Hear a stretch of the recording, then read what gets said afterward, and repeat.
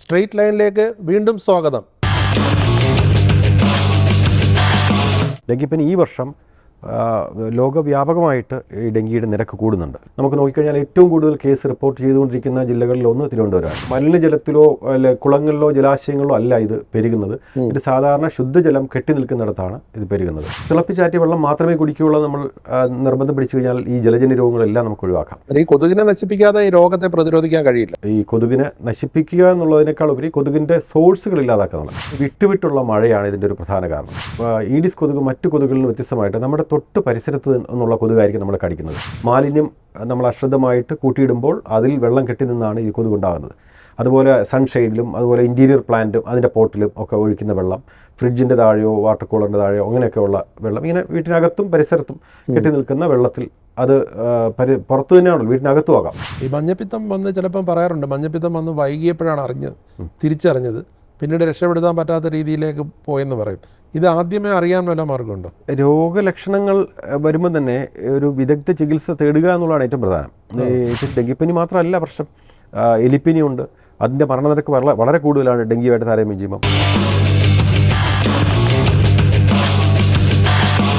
Thiruvananthapuram medical കോളേജിലെ community medicine വിഭാഗം പ്രൊഫസറും IMAയുടെ പൊതുജനാരോഗ്യ സമിതി സംസ്ഥാന കൺവീനറും തിരുവനന്തപുരം ജില്ലാ സെക്രട്ടറിയുമായ ഡോക്ടർ A. അൽത്താഫാണ് നമ്മുടെ ഇന്നത്തെ അതിഥി.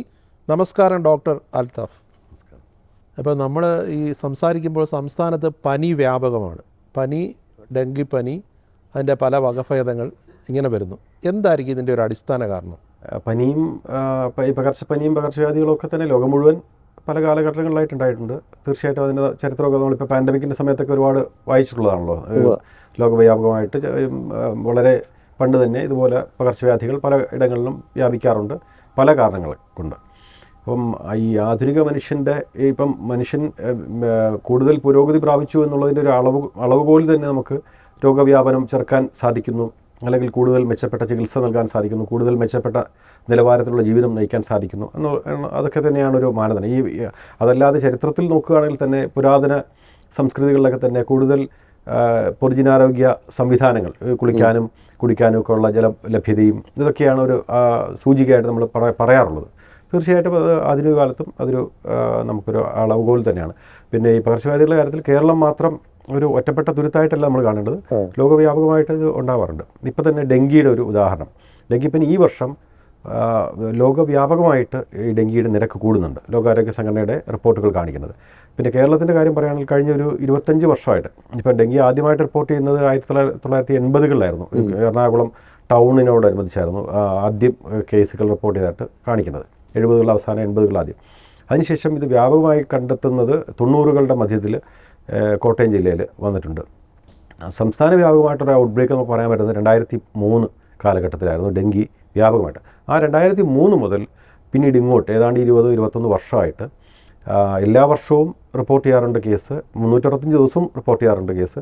അതിൽ തന്നെ ചില ജില്ലകളിൽ ചില പ്രദേശങ്ങളിൽ, പ്രത്യേകിച്ച് തിരുവനന്തപുരം ജില്ലയിൽ ഈ കഴിഞ്ഞ വർഷം വരെ നമുക്ക് നോക്കിക്കഴിഞ്ഞാൽ ഏറ്റവും കൂടുതൽ കേസ് റിപ്പോർട്ട് ചെയ്തുകൊണ്ടിരിക്കുന്ന ജില്ലകളിലൊന്ന് തിരുവനന്തപുരമായിരുന്നു. എന്താണ് അതിൻ്റെ അടിസ്ഥാന കാരണം? അടിസ്ഥാന കാരണം ഈ പരിസ്ഥിതിയുമായിട്ട് ബന്ധപ്പെട്ട് തന്നെയാണ് ഇത് പ്രധാനമായിട്ടുള്ളത്. വെക്ടറാണ്. ഇപ്പോൾ എല്ലാവർക്കും അറിയാവുന്ന പോലെ ഈഡിസ് കൊതുകാണ് ഇത് പരത്തുന്നത്. ഈഡിസ് കൊതുക് വളരണമെങ്കിലും ഒക്കെ അതിന് പറ്റിയ സാഹചര്യം ഉണ്ടാവണം. ഇത് സാധാരണ മലിനജലത്തിലോ കുളങ്ങളിലോ ജലാശയങ്ങളിലോ അല്ല ഇത് പെരുകുന്നത്. ഇത് സാധാരണ ശുദ്ധജലം കെട്ടി നിൽക്കുന്നിടത്താണ് ഇത് പെരുകുന്നത്. അപ്പോൾ സ്വാഭാവികമായിട്ടും ഈ മഴവെള്ളം കെട്ടി നിൽക്കുന്ന സാഹചര്യം, അല്ലെങ്കിൽ വീട്ടിൽ നിന്നുള്ള നമ്മൾ മലിനജലം ശരിയായ വിധം നമ്മൾ അത് ഡിസ്പോസ് ചെയ്യാതിരുന്നു കഴിഞ്ഞാൽ, മലിനജലത്തിൽ നിന്നല്ല എന്ന് പറയുമ്പം ശുദ്ധജലത്തിൽ നിന്നാകുമ്പോൾ മലിനജലത്തിൻ്റെ പ്രശ്നം ഉദിക്കുന്നുണ്ടോ?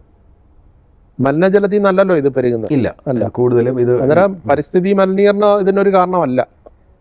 അല്ല, നമ്മൾ ഈ വേസ്റ്റ് മാനേജ്മെൻറ്റ് ഇതിൻ്റെ ഒരു കാരണമാണ്. ആക്ച്വലി പ്രത്യേകിച്ച് കേരളം പോലെ വർഷത്തിൽ 200 ദിവസവും മഴ ലഭിക്കുന്ന ഒരു സംസ്ഥാനമാണ് കേരളം. മറ്റ് സംസ്ഥാനങ്ങളിൽ വ്യത്യസ്തമായിട്ടുള്ളൊരു, നമുക്കതുപോലെ ഇത്രയും ജലാശയങ്ങളും ജലശേഖരങ്ങളൊക്കെ ഉണ്ട്, അതുപോലെ മഴയുടെ ലഭ്യതയിലും ഈ ഒരു മാറ്റമുണ്ട്. അപ്പോൾ അതിൽ തന്നെ വിട്ടുവിട്ടുള്ള മഴയാണ് ഇതിൻ്റെ ഒരു പ്രധാന കാരണം. ഇപ്പം സാധാരണ ഒരു കൊതുകിൻ്റെ ഈ ഈഡിസ് കൊതുകിൻ്റെ ഒരു ജീവിതചക്രം നോക്കിക്കഴിഞ്ഞാൽ അതിൻ്റെ മുട്ട പരിസരത്ത് എവിടെയും ഉണ്ടാവും. അത് 1-2 വർഷം വരെ അത് ഒരു പ്രശ്നവും കൂടാതെ കഴിയും. അത് കഴിഞ്ഞിട്ട് എന്നാണോ അതിന് അനുകൂലമായിട്ടുള്ള സാഹചര്യം ഉണ്ടാകുന്നത്, ഈ ജലലഭ്യത ഉണ്ടാകുന്നത്, ആ സമയത്ത് അത് വിരിഞ്ഞ് ലാർവയായിട്ട് പ്യൂപ്പയായിട്ട് കൊതുക് ആയിട്ട് മാറും. അതിന് ഒരാഴ്ച സമയം മതി ഈ ലാർവയായി കൊതുകായിട്ട് മാറാനായിട്ട്. ഈ കൊതുകിനെ നശിപ്പിക്കാതെ ഈ രോഗത്തെ പ്രതിരോധിക്കാൻ കഴിയില്ല. അതായത് ഡെങ്കി പ്രതിരോധത്തിന് ഏറ്റവും ഒരു ആണിക്കൽ എന്ന് പറയാം, ഏറ്റവും പ്രധാനമായിട്ടുള്ള മാർഗം ഈ കൊതുകിനെ നശിപ്പിക്കുക എന്നുള്ളതിനേക്കാൾ ഉപരി കൊതുകിൻ്റെ സോഴ്സുകൾ ഇല്ലാതാക്കുക എന്നുള്ളത്. കാരണം ഇതിനൊരു പ്രത്യേകത, മറ്റ് കൊതുകുജന്യ രോഗങ്ങൾ, മലേറിയ, ജപ്പാൻ ജ്വരം ഇതുപോലുള്ള മറ്റ് കൊതുകുജന്യ രോഗങ്ങളിൽ നിന്ന് ഇതിനൊരു വ്യത്യാസം എന്താണെന്ന് വെച്ചാൽ, ഈഡിസ് കൊതുകിൻ്റെ പ്രത്യേകത അത് പകലാണ് കടിക്കുന്നത് കൊതുക്. മറ്റ് കൊതുകുകളൊക്കെ ഇപ്പോൾ നമുക്ക് രാത്രി നമുക്ക് കൊതുക് വലയ്ക്കുള്ളിൽ കഴിയാം, അല്ലെങ്കിൽ മൊസ്കിറ്റോ റിപ്പല്ലൻ്റ് യൂസ് ചെയ്യാം, അങ്ങനെയൊക്കെ പ്രതിരോധിക്കാൻ സാധിക്കും. പക്ഷേ ഈഡിസ് കൊതുകിൻ്റെ കാര്യത്തിൽ നമുക്ക് പകൽ സമയത്തായതുകൊണ്ട് ആ രീതിയിലുള്ള മാർഗ്ഗങ്ങൾ അവലംബിക്കാൻ സാധ്യതയില്ല. കൂടിപ്പോയാൽ നമുക്ക് ശരീരം മുഴുവൻ കവർ ചെയ്യുന്ന വസ്ത്രം ധരിക്കാം, അങ്ങനെയൊക്കെ ഉള്ളൂ. ഡെങ്കിപ്പനിയുടെ ലക്ഷണം എന്തായിരിക്കും? അതിനു മുമ്പ് ഈ കൊതുകിനെ കുറിച്ച് തന്നെ ഒരു കാര്യം കൂടെ പറയേണ്ടത്, ഈ ഈഡിസ് കൊതുക് മറ്റു കൊതുകുകളിൽ നിന്ന് വ്യത്യസ്തമായിട്ട് നമ്മുടെ തൊട്ട് പരിസരത്ത് നിന്നുള്ള കൊതുകായിരിക്കും നമ്മൾ കടിക്കുന്നത്. ഇപ്പോൾ മറ്റു കൊതുകുകളൊക്കെ 1 കിലോമീറ്റർ മുതൽ 4 കിലോമീറ്റർ വരെയൊക്കെ പറക്കാനുള്ള ശേഷി ഉണ്ടാവും. ഇത് 50 മീറ്റർ പറക്കുള്ളൂ, അല്ലെങ്കിൽ കൂടിപ്പോയാൽ 100 മീറ്റർ, കാറ്റൊക്കെ ഉണ്ടെങ്കിൽ തന്നെ 100 മീറ്റർ പറക്കും. അപ്പോൾ നമ്മൾ കടിക്കുന്ന കൊതുക് നമ്മുടെ തന്നെ പരിസരത്ത് വളരുന്ന കൊതുകുകളായിരിക്കും ഈഡിസ് കൊതുകുകൾ നമ്മൾ കടിക്കുന്നത്. അതിലൂടെയാണ് ഈ ഡെങ്കിപ്പനി പകരുന്നത്. ശുദ്ധജലം കെട്ടിക്കിടക്കാൻ അനുവദിക്കരുത്. ശുദ്ധജലം കെട്ടിക്കിടക്കുന്നത് എവിടേക്കാണെന്നുള്ളത് നമ്മൾ അറിയണം. എന്നാൽ മാത്രമേ അതിൻ്റെ ഒരു എങ്ങനെയാണ് അത് നശിപ്പിക്കേണ്ടത് മനസ്സിലാവുള്ളൂ. നമ്മുടെ വീടിൻ്റെ പരിസരത്തൊക്കെ ഇപ്പോൾ പ്ലാസ്റ്റിക് മാലിന്യങ്ങളും അല്ലാതുള്ള ഇപ്പം പഴയ ആട്ടുകല്ലും അമ്മിക്കല്ലും അങ്ങനെയൊക്കെ ഉള്ളത് നമ്മളിങ്ങനെ പലതും അശ്രദ്ധമായിട്ട് ഉപേക്ഷിച്ചിരിക്കുന്നതായിരിക്കും. അവിടെയെല്ലാം മഴവെള്ളം കെട്ടിനിന്ന് ഒരാഴ്ച വെള്ളം കെട്ടി നിൽക്കുന്നുണ്ടെങ്കിൽ അതിൽ നിന്ന് ഇഷ്ടംപോലെ കൊതുകുണ്ടാകാൻ സാധ്യത. ഒരു 5 മില്ലി ലിറ്റർ വെള്ളം, ഒരു കുപ്പിയുടെ അടപ്പിൽ വെള്ളം, അതിലൊരു 4-5 ആഴ്ച കൊണ്ട് 300ഓളം കൊതുകുകൾ വരെ വളരാനുള്ള സാധ്യതയുണ്ട്. സ്വിമ്മിംഗ് പൂളിൻ്റെ കാര്യം എടുത്താലോ? അല്ല, സ്വിമ്മിംഗ് പൂളൊക്കെ ആകുമ്പോൾ അതിങ്ങനെ ഈ ഒഴുക്കുള്ള വെള്ളമാണല്ലോ, ഫിൽറ്ററും ഒക്കെ ഉണ്ടാവും, അങ്ങനെയുള്ളത് അതിൽ പ്രശ്നമില്ല. ഇല്ല, ആ പ്രശ്നം വരില്ല. സാധാരണ രോഗത്തിന്റെ ലക്ഷണങ്ങളായിട്ട് പ്രധാനമായിട്ട് ഇപ്പം നമുക്ക് ഡെങ്കു ആണെന്ന് ഈ പരിശോധിക്കുന്നതിന് മുമ്പ് അതിന്റെ ലക്ഷണങ്ങളിലൂടെ തിരിച്ചറിയാൻ പറ്റും. തീർച്ചയായിട്ടും അതിലെ ലക്ഷണങ്ങൾ നമുക്ക് പറയാൻ സാധിക്കും. പക്ഷേ ഈ പനി എന്ന് പറയുന്നത് ഇപ്പോൾ ഏതെങ്കിലും ഒരു പ്രത്യേക രോഗത്തിന് മാത്രമല്ലോ, നിരവധി രോഗങ്ങൾക്ക് പനി ഉണ്ടാവും. എലിപ്പനി ഉണ്ടാവും, സ്ക്രബ് ടൈഫസ് ഉണ്ടാവും, ജപ്പാൻ ജ്വരം ഉണ്ടാവും, വേറെ ഏത് ഇപ്പം വെസ്റ്റ് നൈൽ വൈറസിൻ്റെ ഉണ്ട്, H1N1 ഉണ്ട്, കോവിഡ് ഉണ്ട്, സാധാരണ പകർച്ചപ്പനിയുണ്ട്, ഇതെല്ലാം ഉണ്ട്, ജലദോഷപ്പനി. അപ്പോൾ അതുകൊണ്ട് തന്നെ ഇപ്പം ഡെങ്കിപ്പനിയായിട്ട് വരുന്ന ചിക്കൻഗുനിയ ഉണ്ട്. ഡെങ്കിപ്പനിയായിട്ട് വരുന്ന ഒരാൾക്ക് ഡെങ്കിപ്പനി ആണ് എന്ന് തിരിച്ചറിയണമെങ്കിൽ ഒന്നിപ്പം ശരീരവേദനയും ഒക്കെ വെച്ചിട്ടും, പിന്നെ ഈ കണ്ണിന് പുറകിൽ തലവേദന പറയും. അപ്പം കുറച്ചുകൂടെ സൂക്ഷിച്ച് കൃത്യമായിട്ട് ചോദിച്ചു കഴിഞ്ഞാൽ കണ്ണിന് പുറകിൽ കുത്തിയുള്ള വേദന എന്ന് പറയും. അത് ഡെങ്കിപ്പനിയുടെ ഒരു ലക്ഷണമായിട്ട് നമുക്ക് കരുതാം. പരിശോധിച്ചാലേ കൃത്യമായിട്ട് അറിയാൻ പറ്റുള്ളൂ.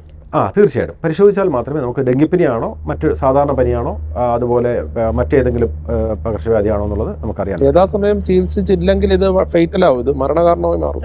ഡെങ്കിപ്പനിയുടെ കാര്യത്തിൽ ഇപ്പം അതിന് മരണകാരണമാകുന്നതിൻ്റെ ഒരു സാഹചര്യം, സാധാരണ ഇപ്പം ആദ്യമായിട്ട് ഡെങ്കിപ്പനി വരുന്ന ഒരാൾക്ക് അത് ഗുരുതരാവസ്ഥ പ്രാപിക്കണമെന്നില്ല. 4 ടൈപ്പ് ഉണ്ട് വൈറസ്. ഡെങ്കി വൈറസുകൾ 4 ടൈപ്പ് ഉണ്ട്. ഡെങ്കി 1, 2, 3, 4 എന്ന് പറഞ്ഞാൽ 4 ടൈപ്പ് ഉണ്ട്. ഇതിലിപ്പം ഒരു ടൈപ്പ് ഒരു പ്രാവശ്യം നമ്മളെ ബാധിച്ചു കഴിഞ്ഞാൽ അതിന് നമുക്ക് ജീവിതകാലം മുഴുവൻ പ്രതിരോധ ശേഷി ആർജിക്കാൻ കഴിയും. ഇപ്പോൾ ഉദാഹരണത്തിന് ഡെങ്കി 1 വൈറസ് ആണെങ്കിൽ, ടൈപ്പ് ആണെങ്കിൽ നമുക്ക് ജീവിതകാലം മുഴുവൻ അതിനുള്ള പ്രതിരോധ ശേഷി ഉണ്ടാകും. പക്ഷേ അടുത്ത പ്രാവശ്യം നമുക്ക് വേറൊരു ടൈപ്പാണ് വരുന്നതെങ്കിൽ, ഡെങ്കി 2 വൈറസോ 3ഓ 4ഓ ഒക്കെ ആണെങ്കിൽ ഇത് കോംപ്ലിക്കേഷൻ ഉണ്ടാകാനുള്ള സാധ്യത വളരെ കൂടുതലാണ്. ഇതാണ് ഈ ആവർത്തിച്ചുള്ള ഡെങ്കി ബാധയാണ് ഗുരുതരാവസ്ഥയിലേക്ക് പോകുന്നത്. ഗുരുതരാവസ്ഥ എന്ന് പറഞ്ഞാൽ പ്രധാനമായിട്ടും നമുക്കിപ്പോൾ എല്ലാവർക്കും ഒരുപാട് കേട്ടിട്ടുള്ള പ്ലേറ്റ്ലെറ്റിൻ്റെ കൗണ്ട് കുറയുന്നുള്ള, അത് സാധാരണക്കാർക്ക് പോലും വളരെ സുപരിചിതമായിട്ടുള്ളൊരിത്. പക്ഷേ അതിൻ്റെ ഈ കൗണ്ട് കുറയുന്നതിനേക്കാൾ ഉപരി അതുകൊണ്ടുണ്ടാകുന്ന കോംപ്ലിക്കേഷൻസ്, ഇത് രക്തം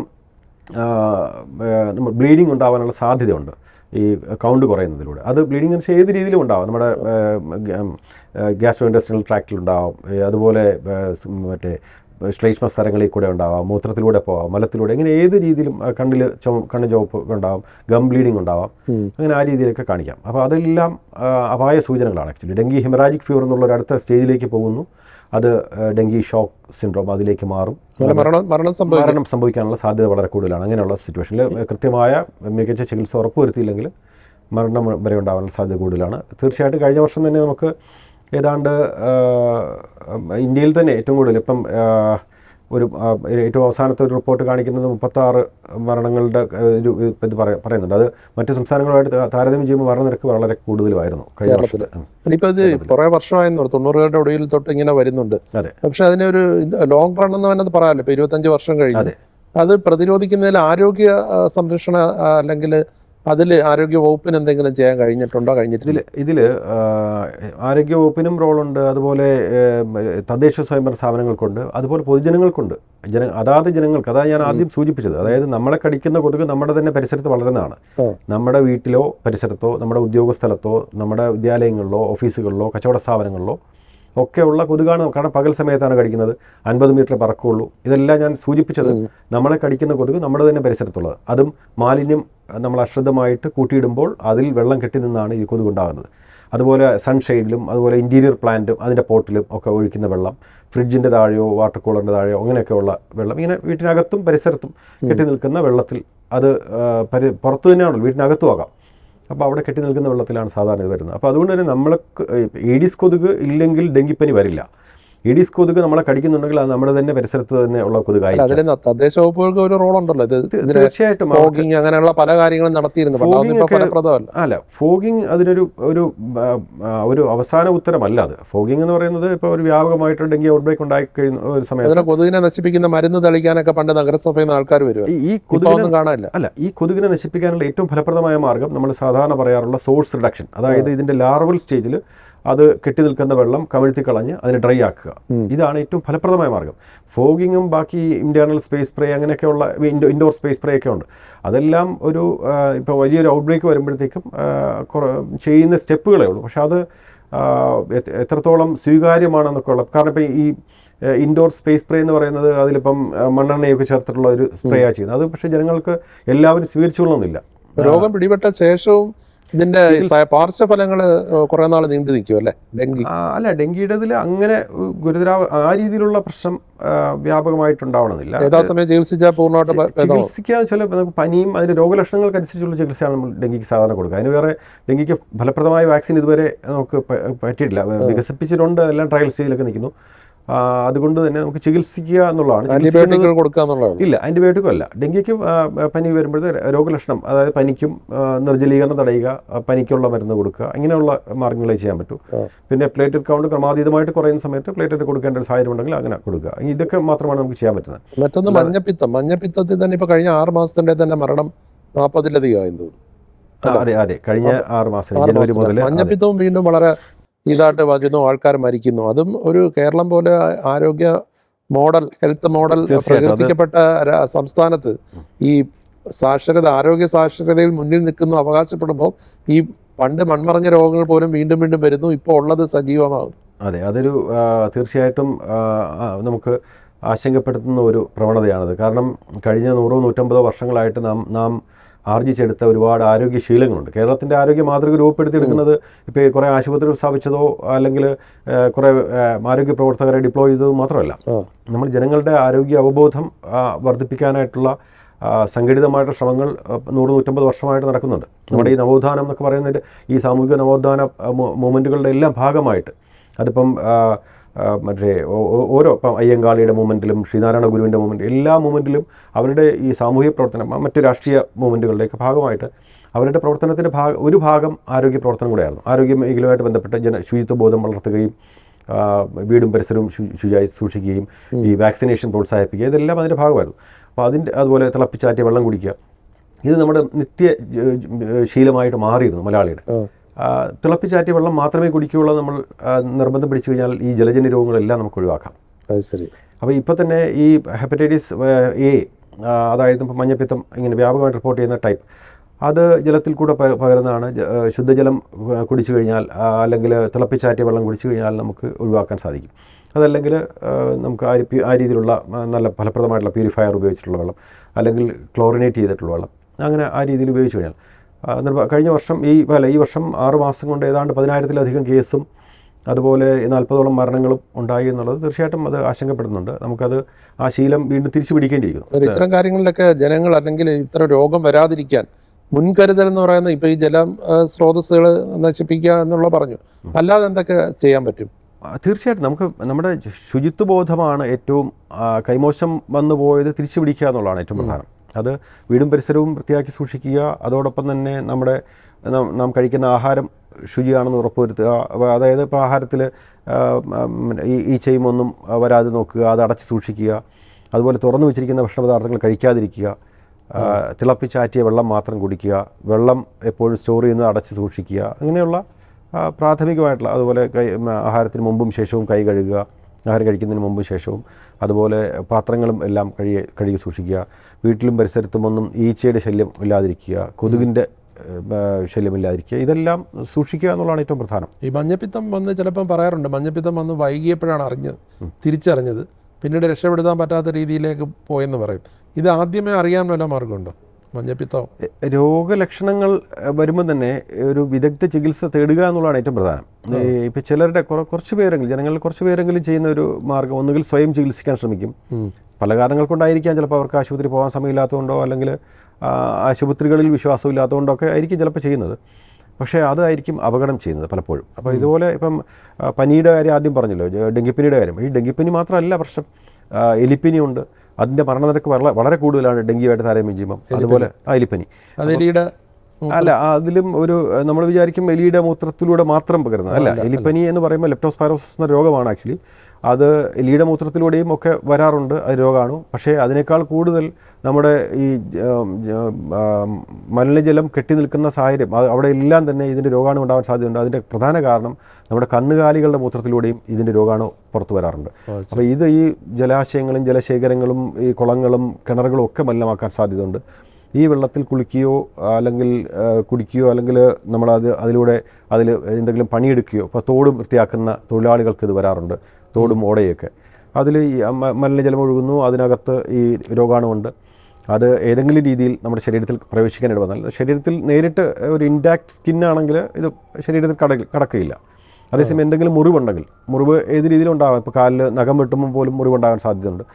ഏതെങ്കിലും രീതിയിലുള്ള മുറിവുണ്ടെങ്കിൽ ആ മുറിവിൽ കൂടെ ഈ രോഗാണു ശരീരത്തിൽ കടക്കുകയും രോഗമുണ്ടാകാൻ സാധ്യതയുണ്ട്. എലിപ്പനി കേസുകൾ ഒരുപാട് റിപ്പോർട്ട് ചെയ്യുന്നുണ്ട്. എലിപ്പനിയും റിപ്പോർട്ട് ചെയ്യുന്നുണ്ട്, തീർച്ചയായിട്ടും ഉണ്ട്.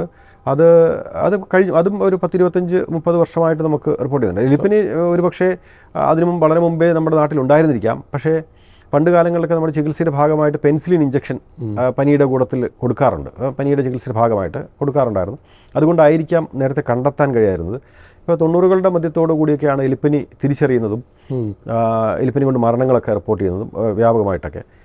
അത് കഴിഞ്ഞ ഒരു 10-20 വർഷങ്ങളായിട്ട്, പ്രത്യേകിച്ച് ഇപ്പം പ്രളയകാലത്തും ഒക്കെ നമ്മുടെ ശ്രദ്ധയിൽപ്പെട്ടിട്ടുണ്ടല്ലോ. 2018-ലും 2019-ലും പ്രളയാനന്തരം ഒരുപാട് കേസുകൾ റിപ്പോർട്ട് ചെയ്തിട്ടുണ്ടായിരുന്നു, മരണങ്ങളുണ്ടായിട്ടുണ്ട്. പക്ഷേ അതിന് മുൻകരുതൽ സ്വീകരിക്കാൻ കഴിയും. എലിപ്പനിയുടെ മറ്റൊരു പ്രത്യേകത, ഫലപ്രദമായിട്ടുള്ള മരുന്നുകളുണ്ട് എന്നുള്ളതാണ്. ഇപ്പം അത് പ്രതിരോധിക്കാനുള്ള മരുന്നുണ്ട്, എലിപ്പനി വരാതിരിക്കാൻ. അതായത് ഇപ്പം നമുക്ക് മലിനജലത്തിൽ ജോലി ചെയ്യുന്ന ഒരാൾ, അല്ലെങ്കിൽ ഇപ്പം പ്രളയകാലത്ത് പ്രളയാനന്തരം നമ്മൾ റീഹാബിലിറ്റേഷൻ്റെ ഭാഗമായിട്ടൊക്കെ പ്രവർത്തിക്കുന്നവർ, അവർക്കെല്ലാം തന്നെ നമുക്ക് ഡോക്സിസൈക്ലിൻ എന്നുള്ള ഗുളിക കൊടുത്തിട്ട് ഒരാഴ്ചയോളം അതിൻ്റെ പ്രതിരോധശേഷി ലഭിക്കാൻ സാധ്യതയുണ്ട്.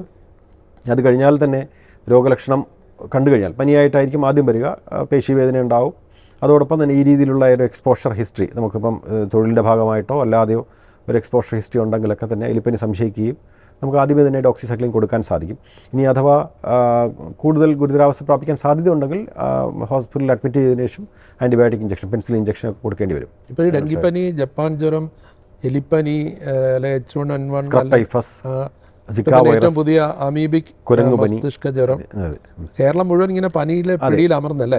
നിരവധി രോഗങ്ങളുണ്ട്. അത് പനി വ്യാപകമായിട്ടുണ്ട് തീർച്ചയായിട്ടും. അതോടൊപ്പം തന്നെ ഈ നിരവധി രോഗങ്ങളുണ്ടെന്നുള്ള ഇതിലിപ്പം ഈ ചില രോഗങ്ങൾ തുടക്കത്തിലെ തിരിച്ചറിയുകയും ചികിത്സിക്കുകയും ചെയ്തില്ലെങ്കിൽ അത് മരണകാരണമാകാം. ചില രോഗങ്ങൾ, ഇപ്പം ഡെങ്കിപ്പനിയുടെ കാര്യത്തിൽ തന്നെ ആദ്യമായിട്ട് ഡെങ്കിപ്പനി വരുന്നു, വളരെ മൈൽഡായിട്ടാണ് വരുന്നതെങ്കിൽ പ്രശ്നമില്ല, നമുക്ക് 3 ദിവസം കൊണ്ടൊക്കെ മാറും. ഇത്തരം പനികൾ വ്യാപിക്കുന്നതിൻ്റെ കാരണം ഇപ്പോൾ ഡോക്ടർ പറഞ്ഞു, ഇങ്ങനെ പരിസര ശുചിയായി സൂക്ഷിക്കണം, അങ്ങനെയുള്ള കാരണങ്ങളുണ്ട്. പക്ഷേ സർക്കാരിൻ്റെ ഉത്തരവാദിത്തം എവിടെയാണ്? ആരോഗ്യ സംരക്ഷണം, അതിൻ്റെ ഉത്തരവാദിത്തം സർക്കാരിനില്ലേ? സർക്കാർ എന്ത് ചെയ്യുന്നു? അല്ല, ഇതിൽ ജനങ്ങളെ ബോധവൽക്കരിക്കുക എന്നുള്ളതാണ് ഏറ്റവും പ്രധാനം. ഇതിലിപ്പോൾ ആശുപത്രി, മെഡിക്കൽ കോളേജിലൊക്കെ വന്നു കഴിഞ്ഞാൽ ചികിത്സയെ കടത്താൻ ഇടമില്ലാത്ത രീതിയിൽ പനി വന്ന രോഗികൾ എണ്ണം പെരുകി. പക്ഷെ ഒന്നും ചെയ്യുന്നില്ല എന്നുള്ളൊരു ആശയം പ്രതിപക്ഷം തന്നെ നിയമസഭയിലുണ്ട്. അല്ല, തീർച്ചയായിട്ടും ഇതിനകത്ത് വരുന്ന ഒരു പ്രശ്നം, രോഗികളുടെ ആധിക്യം ഉണ്ടായിക്കഴിഞ്ഞാൽ, ഒരുപാട് നമ്മുടെ കപ്പാസിറ്റിയേക്കാൾ കൂടുതൽ രോഗികൾ ഉണ്ടായിക്കഴിഞ്ഞാൽ ചികിത്സാ സംവിധാനത്തിനെ അത് ബാധിക്കും. ഇപ്പോൾ ഉദാഹരണത്തിന് കോവിഡിൻ്റെ സമയത്ത് നമ്മളെല്ലാം ശ്രദ്ധിച്ചിട്ടുണ്ടാവും, ഈ പാശ്ചാത്യ രാജ്യങ്ങളായിരുന്നു ഏറ്റവും കൂടുതൽ മരണനിരക്കുണ്ടായത്, മരണം കൂടുതൽ ആദ്യഘട്ടത്തിൽ. അതിന് കാരണം യഥാർത്ഥത്തിൽ അവരുടെ ഈ എല്ലാ പ്രതീക്ഷയ്ക്കും അപ്പുറം അവരുടെ ആരോഗ്യ സംവിധാനം വളരെ ഫലപ്രദവും വളരെ മാതൃകാപരമായിട്ടുള്ള ആരോഗ്യ സംവിധാനങ്ങളുള്ള രാജ്യങ്ങൾ പോലും, ഇറ്റലിയും ഫ്രാൻസും എല്ലായിടത്തും തന്നെ വളരെയധികമായിരുന്നു മരണനിരക്ക്. 18-20% വരെ പോയി മരണനിരക്ക് ആദ്യഘട്ടത്തിൽ. അതിന് കാരണം വളരെ പെട്ടെന്ന് തന്നെ രോഗികളുടെ എണ്ണം കൂടുകയും അവരുടെ ഈ ഹോസ്പിറ്റൽ കപ്പാസിറ്റിയുടെ 10 മടങ്ങ് രോഗികൾ വരികയൊക്കെ ചെയ്തപ്പോഴത്തേക്കും മരണനിരക്ക് കൂടുതൽ സാഹചര്യം ഉണ്ടായി.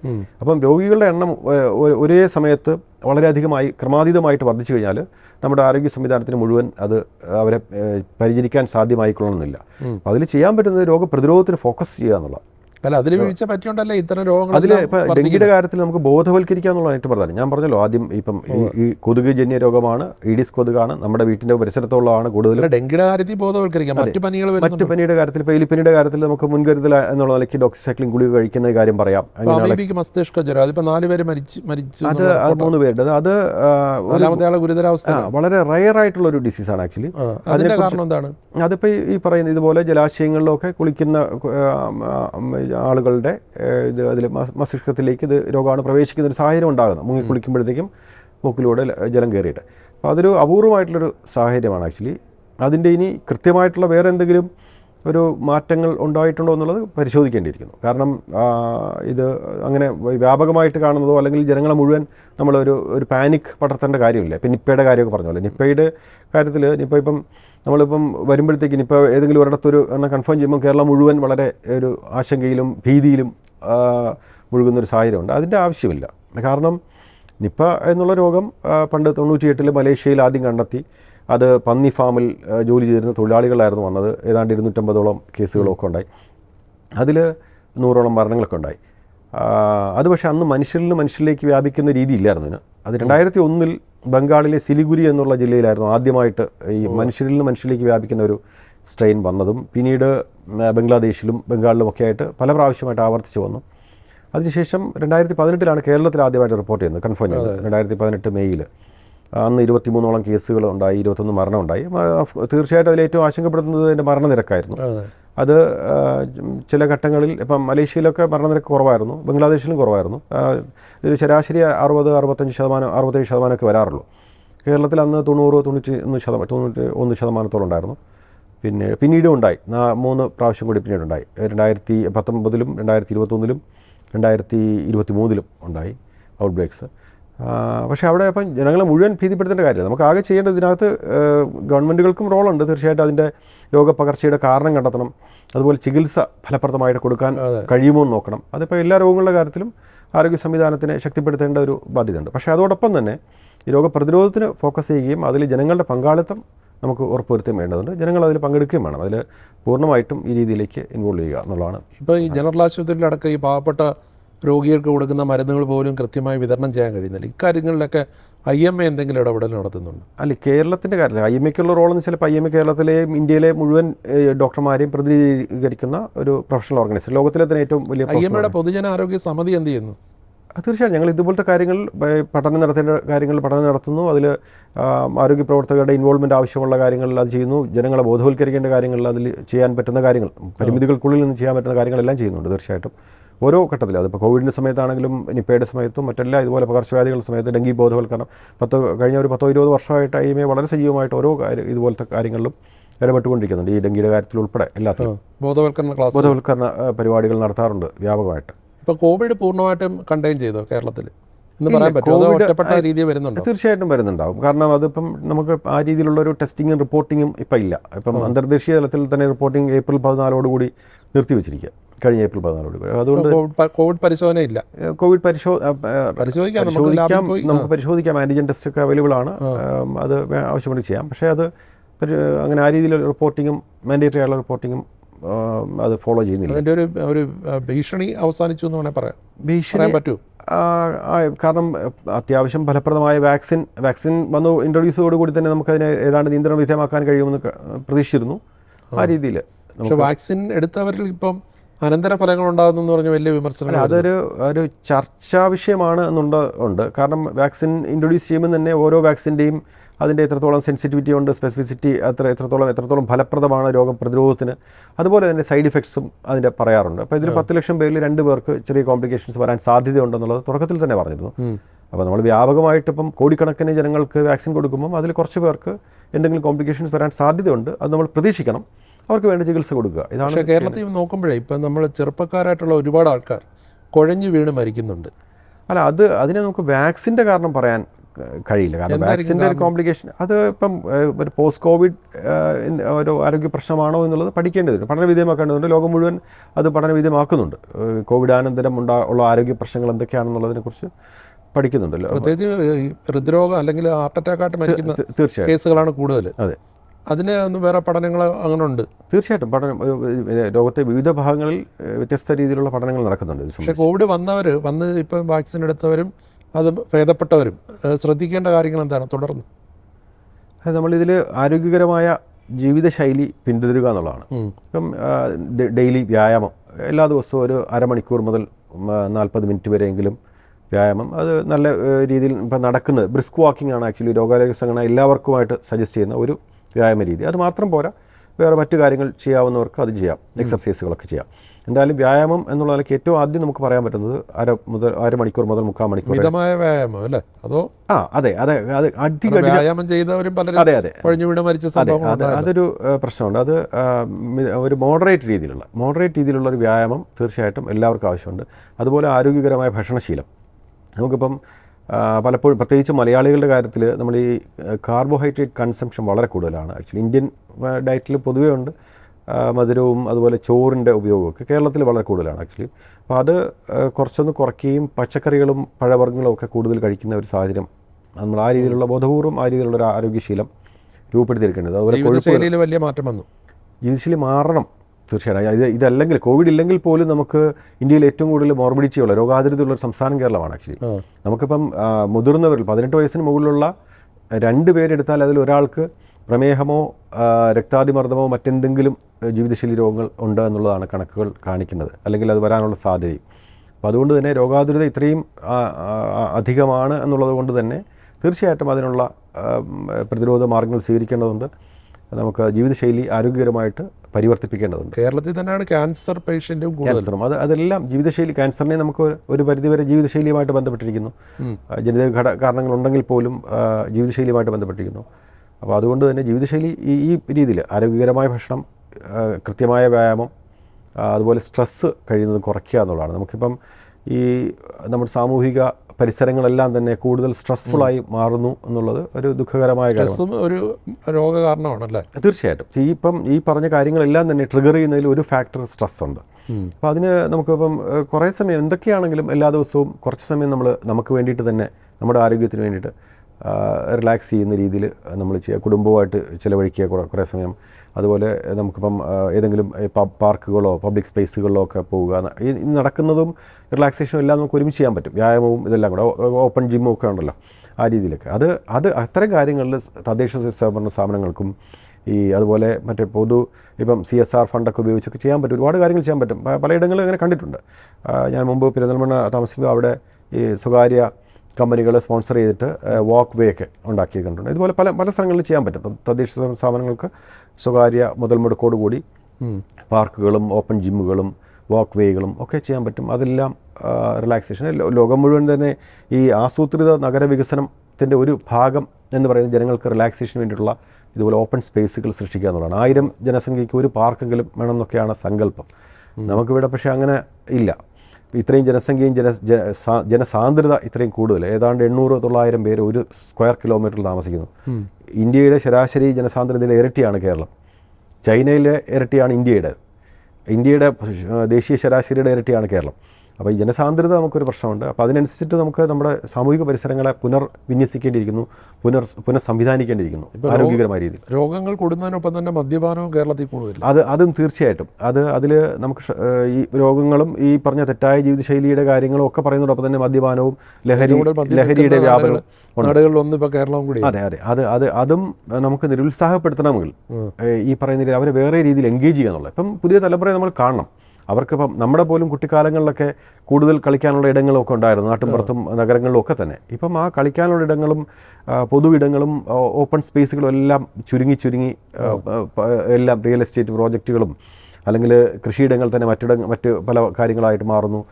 ഓപ്പൺ സ്പേസ് ഇല്ലാതായി മാറുന്നു. അപ്പോൾ സ്വാഭാവികമായിട്ട് ഇവരിങ്ങനെ അവരവരിൽ തന്നിലേക്ക് തന്നെ ഒതുങ്ങിക്കൂടുകയും അല്ലെങ്കിൽ ഒരു ചെറിയ സംഘമായി മാറുകയും അവർക്ക് പിന്നെ വേറെ ഒന്നും ചെയ്യാനില്ല. അപ്പം നാച്ചുറലി അവർ ഇതുപോലുള്ള തെറ്റായ വഴികളിലേക്ക് പോകാനുള്ള. ഇപ്പം ലോകത്ത് ഈ മദ്യം യഥേഷ്ടം ഉപയോഗിക്കാൻ അനുമതിയുള്ള രാജ്യങ്ങളിൽ നോക്കിക്കഴിഞ്ഞാൽ അതിനേക്കാൾ വളരെ എത്രയോ ഇരട്ടിയാണ് അതിൻ്റെ കൺസംഷൻ ഇവിടെ കേരളത്തിൽ. പെർ ക്യാപിറ്റ എനിക്ക് തോന്നുന്നു 11 ലിറ്റർ കണ്ടാകുന്നു, വളരെയധികം. ഇന്ത്യയിൽ തന്നെ ഏറ്റവും കൂടുതൽ കൺസംഷൻ.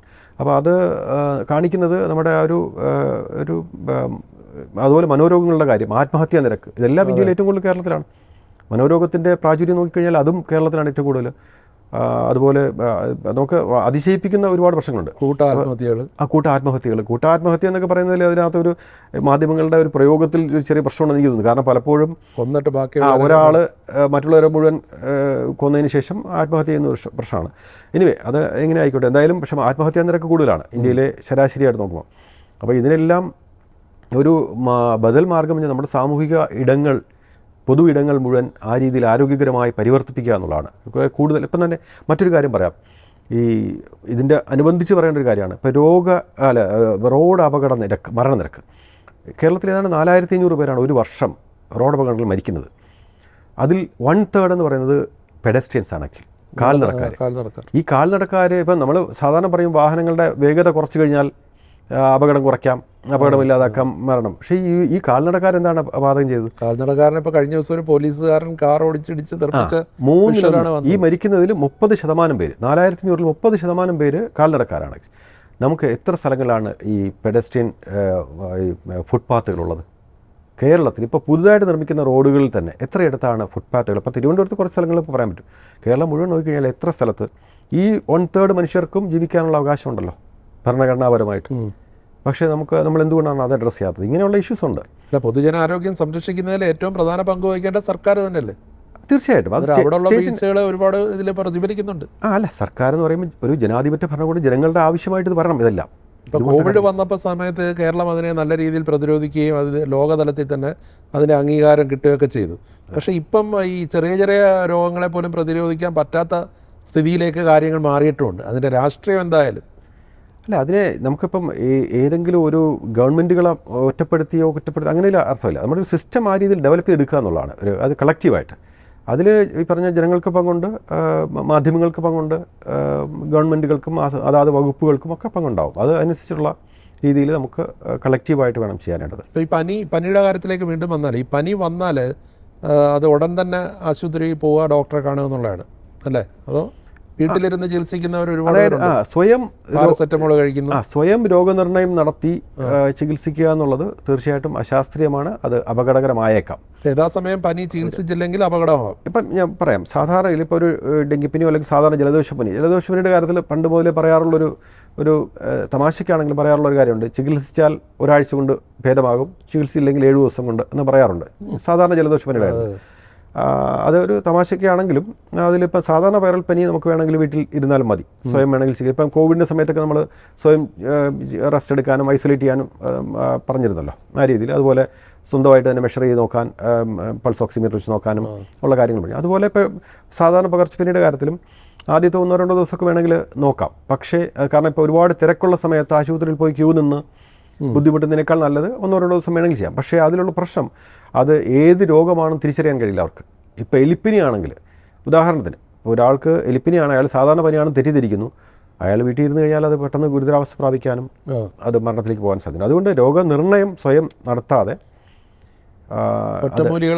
ഒറ്റമൂലികൾ തേടാതെ അല്ലെങ്കിൽ ബദൽ മാർഗ്ഗങ്ങൾ തേടാതെ ശാസ്ത്രീയമായ ചികിത്സയ്ക്ക് വിധേയമാകേണ്ടതുണ്ട്. ഇപ്പം തന്നെ ആൻറ്റിബയോട്ടിക്കുകളുടെ ഉപയോഗവും ഇന്ത്യയിൽ ഏറ്റവും കൂടുതലുള്ള സംസ്ഥാനം കേരളമാണ്. തീർച്ചയായിട്ടും മരുന്നുകളുടെ പൊതുവിൽ തന്നെ ഉപയോഗം ഏറ്റവും കൂടുതൽ നമ്മുടെ എനിക്ക് തോന്നുന്നു ദേശീയ തലത്തിൽ നോക്കിക്കഴിഞ്ഞാൽ 10%-ലധികം മരുന്നുകൾ വിറ്റഴിക്കപ്പെടുന്നത് കേരളത്തിലാണ്. ആക്ച്വലി 3% ജനസംഖ്യയേ ഉള്ളൂ. ഈ ആൻറ്റിബയോട്ടിക്കുകൾ എഴുതുന്നതെല്ലാം ഡോക്ടർമാർ തന്നെയല്ലേ?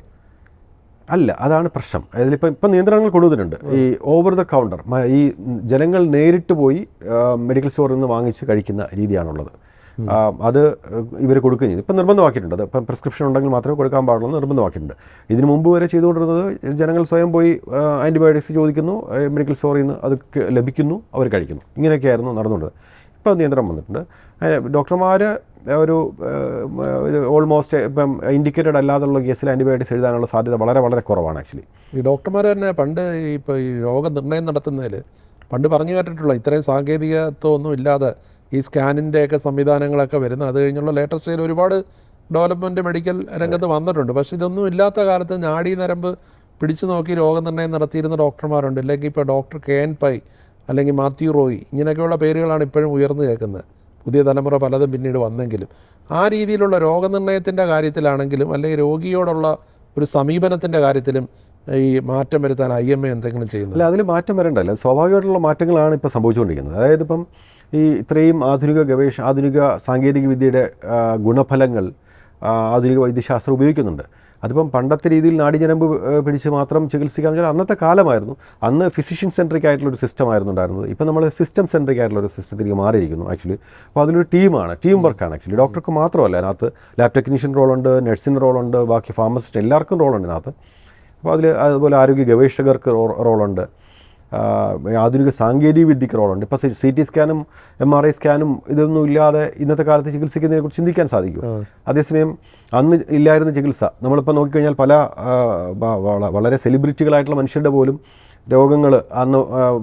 രോഗങ്ങളും മരണകാരണമായിരുന്നത് ഇന്ന് നമുക്ക് നിസ്സാരമെന്ന് തോന്നാവുന്ന രോഗങ്ങൾ കൊണ്ടായിരുന്നു അന്ന് അവർ മരണപ്പെട്ടത്. പലരുടെ ഇക്കാര്യത്തിൽ ഞാനിപ്പം ഏതെങ്കിലും ഉദാഹരണമായിട്ട് പറയുന്നില്ല, എടുത്തു നോക്കിക്കഴിഞ്ഞാൽ ഇന്നാണെങ്കിൽ അത് നമുക്ക് 100% ഫലപ്രദമായിട്ട് ചികിത്സ ഭേദമാക്കാൻ കഴിയും. ഇപ്പോൾ TB വന്ന് മരണപ്പെട്ടവരുണ്ട്, ചിക്കൻ പോക്സ്, സ്മോൾ പോക്സ് വന്ന് മരണപ്പെട്ടവരുണ്ട്, ഇങ്ങനെ ചെറിയ മലേറിയ വന്ന് മരണപ്പെട്ടവരുണ്ടാവും. ഇതെല്ലാം നമുക്കിപ്പോൾ ചികിത്സിക്കാൻ പറ്റും. അപ്പം അന്നത്തെ കാലവും ഇന്നത്തെ കാലവും അത് രണ്ടും വ്യത്യസ്തമായി തന്നെ അതിനെ തുലനം ചെയ്യാൻ പറ്റില്ല നമുക്ക്. അതുപോലെ തന്നെ ഡോക്ടർമാരുടെ പെരുമാറ്റത്തിലുള്ള പ്രശ്നം അത് തീർച്ചയായിട്ടും അത് രോഗി ഇപ്പോൾ സ്വാഭാവികമായിട്ടും എന്തെങ്കിലും അയാളുടെ അസുഖം എന്താണെന്ന് അറിയാൻ ചോദിക്കുന്ന പോലും ഇഷ്ടപ്പെടാതെ പ്രതികരിക്കുന്ന ഡോക്ടർമാരുണ്ട്. തീർച്ചയായിട്ടും ഇതിൽ ഇന്ത്യയിലെ ആരോഗ്യ പ്രവർത്തകരുടെ ഇടയിൽ ഈ രീതിയിലുള്ള ഈ കുറേ കൂടെ ഒരു ജനകേന്ദ്രീകൃതമായ രീതിയിൽ അല്ലെങ്കിൽ ജനങ്ങളോട് ആഭിമുഖ്യം പുലർത്തുന്ന രീതിയിൽ കൂടുതൽ അടുത്ത് ഇടപഴകുന്ന രീതിയിൽ ഉള്ള ഒരു രീതി തുടരേണ്ടതുണ്ട് എന്നുള്ളത്. അങ്ങനെയുള്ള ഡോക്ടർമാരുണ്ട് ഒരുപാട് പേര്, അല്ല ഭൂരിഭാഗമുണ്ട്, പക്ഷേ അല്ലാതുള്ളവരും ഉണ്ട്. ഉണ്ട്, തീർച്ചയായിട്ടും. അത് നമ്മുടെ ഈ വൈദ്യ പരിശീലനത്തിൻ്റെ ഭാഗമായിട്ട് തന്നെ അത് കൊടുക്കേണ്ടതുണ്ട്. ഈ രീതിയിൽ എമ്പതി ഉദാഹരണത്തിന് ചികിത്സയുടെ ഒരു വളരെ അടിസ്ഥാന ഒരു പശ്ചാത്തലമാണ് ആക്ച്വലി ഈ ചികിത്സകന് രോഗിയോട് എമ്പതി ഉണ്ടാവുക എന്നുള്ളത്. അതൊക്കെ നേരത്തെ അങ്ങനെ ഒരു ഓർഗനൈസ്ഡ് ആയിട്ടുള്ള ഒരു പരിശീലനം നമുക്ക് വിദ്യാഭ്യാസത്തിൻ്റെ ഭാഗമായിട്ടില്ലായിരുന്നു. ഇപ്പോൾ പക്ഷേ 2019 പുതിയ കരിക്കുലത്തിൻ്റെ ഭാഗമായിട്ട് കുട്ടികളെ ഇതെല്ലാം നമ്മൾ പരിശീലിപ്പിക്കുന്നുണ്ട്. തീർച്ചയായിട്ടും കുറച്ചുകൂടെ കഴിയുമ്പം നമുക്കതിൻ്റെ ഫലം ദൃശ്യമാകും. അതായത് ഇടക്കാലത്ത് നമ്മൾ തീർച്ചയായിട്ടും ഇത്തരം കാര്യങ്ങളിൽ കൂടുതൽ ഫോക്കസ് ചെയ്തിരുന്നില്ല എന്നുള്ളത്. പിന്നെ മറ്റൊരു കാര്യം, പണ്ട് മെഡിക്കൽ കോളേജുകളും ഡോക്ടർമാരുടെ എണ്ണം വളരെ കുറവായിരുന്നു. ഇപ്പം അങ്ങനെയല്ല. ഇപ്പോൾ ഏതാണ്ട് ഒരു വർഷം തന്നെ ഏതാണ്ട് 1,10,000 സീറ്റ് ഓൾ ഓവർ ഇന്ത്യ ഉണ്ട്. 700 മെഡിക്കൽ കോളേജുകളുണ്ട്. പണ്ട് 50-70 മെഡിക്കൽ കോളേജുകൾ മാത്രമുള്ള സമയത്തെ സാഹചര്യം നമ്മൾ പറയുന്നത്. ഈ ഡോക്ടർമാരുടെ നേരെയുള്ള അതിക്രമങ്ങൾ തടയുന്നതിൽ സർക്കാർ നൽകിയ ഉറപ്പുകളും എല്ലാം പാലിക്കപ്പെട്ടിട്ടുണ്ട്. തീർച്ചയായിട്ടും അത് അന്നത്തെ ആ ഒരു നിയമം കർശനമായിട്ടുള്ള നിയമം കൊണ്ടുവന്നതിന് ശേഷം അതിനുശേഷം ഒറ്റപ്പെട്ട സംഭവങ്ങൾ ഉണ്ടാകുന്നുണ്ട് തീർച്ചയായിട്ടും. പക്ഷേ എന്നാലും നേരത്തെ ആഴ്ചയിൽ 1, 2, 3 അക്രമങ്ങൾ ഉണ്ടായിരുന്ന സ്ഥാനത്ത് അത് മാസത്തിൽ 1 എന്നൊക്കെ പറഞ്ഞിട്ട് പറയാവുന്ന രീതിയിലേക്ക് വളരെയധികം കുറഞ്ഞിട്ടുണ്ട്. മാസത്തിൽ 1 നടക്കാൻ പാടില്ലാത്തതല്ലേ? തീർച്ചയായിട്ടും നടക്കാൻ പാടില്ല. അത് അക്രമം ഒരു കാരണവശാലും ഒരിടത്തും, അത് ആശുപത്രിയിൽ നിന്നല്ല, ഒരു സ്ഥലത്ത്. ഇപ്പം ഈ ആശുപത്രിയിൽ രാത്രി ഡ്യൂട്ടിക്ക് ഇരിക്കുന്നവർക്ക് സംരക്ഷണം ഏർപ്പെടുത്താനുള്ള എന്തെങ്കിലും സംവിധാനങ്ങൾ പുതുതായി വന്നിട്ടുണ്ടോ? തീർച്ചയായിട്ടും ഒരുപാട് നിർദ്ദേശങ്ങളുണ്ട്. അതുപോലെ അതാത് ആശുപത്രികൾ ഇപ്പോൾ CCTVയും ബാക്കി സെക്യൂരിറ്റി സംവിധാനങ്ങളും എല്ലായിടത്തും, അത് സ്വകാര്യ ആശുപത്രികളാണെങ്കിലും സർക്കാർ ആശുപത്രികളിലും എല്ലാം തന്നെ അതിനെക്കുറിച്ചുള്ള ആ ഒരു ജാഗ്രത പാലിക്കുന്നുണ്ട്. അതുപോലെ നിയമം നടപ്പാക്കാനായിട്ട് പോലീസ് സഹകരിക്കുന്നുണ്ട് വളരെ ഫലപ്രദമായിട്ട്. ഇപ്പം IMAയുടെ കൂടെ ഒരു ഭാരവാഹി എന്നുള്ള നിലയ്ക്ക് എനിക്കത് കൃത്യമായിട്ട് പറയാൻ സാധിക്കും. നമ്മുടെ ഇപ്പം ഈ പ്രദേശത്ത് നടക്കുന്ന ഇതുപോലുള്ള പ്രശ്നങ്ങൾ എന്ത് ഉണ്ടായാലും അത് പോലീസ് വളരെ നല്ല രീതിയിൽ സഹകരിക്കുന്നുണ്ട്, സപ്പോർട്ട് ചെയ്യുന്നുണ്ട്. അപ്പോൾ പനി വന്നു കഴിഞ്ഞാൽ അധിക ദിവസം സ്വയം വെച്ചോണ്ടിരിക്കരുത് അല്ല? തീർച്ചയായിട്ടും ഡോക്ടറെ എത്രയും വേഗം അത് ഒരു നല്ല വിദഗ്ധ ഡോക്ടറെ കണ്ട് ചികിത്സ തേടുക എന്നുള്ളതാണ് ഏറ്റവും. അല്ലെങ്കിൽ അത് അപകടകരമായേക്കാം. അപകടമാണെന്ന് നമുക്ക് ഉറപ്പിച്ച് പറയാൻ പറ്റില്ല. കാരണം 90% പേർക്ക് അപകടം ഉണ്ടാവണമെന്നില്ല. പക്ഷേ ബാക്കി 10%-ആണോ നമ്മളുടെ ഈ പനി എന്നുള്ളത് നമുക്ക് തിരിച്ചറിയാൻ കഴിയില്ല. അതാണ് പ്രശ്നം. അതുകൊണ്ട് ഇപ്പം മറ്റേതെങ്കിലും ഗുരുതരാവസ്ഥ പ്രാപിക്കാവുന്ന രോഗമാണോ എന്നുള്ളത് തിരിച്ചറിയാൻ വേണ്ടിയാണ് നമ്മൾ അത് മറ്റേ രക്തമൊക്കെ പരിശോധിച്ചാലൊക്കെ പരിശോധിക്കേണ്ടി വരും. അതെ, തീർച്ചയായും ഡോക്ടറെ കാണുക എന്നുള്ളതന്നെയാണ് തീർച്ചയായും. അതെ, ഏറ്റവും ഉചിതവും ആരോഗ്യകരവും ബുദ്ധിപൂർവ്വമായിട്ടുള്ള തീരുമാനം ഡോക്ടറെ കാണുക എന്നുള്ളതിനാണ്. ഓക്കെ, വളരെ നന്ദി. Thank you.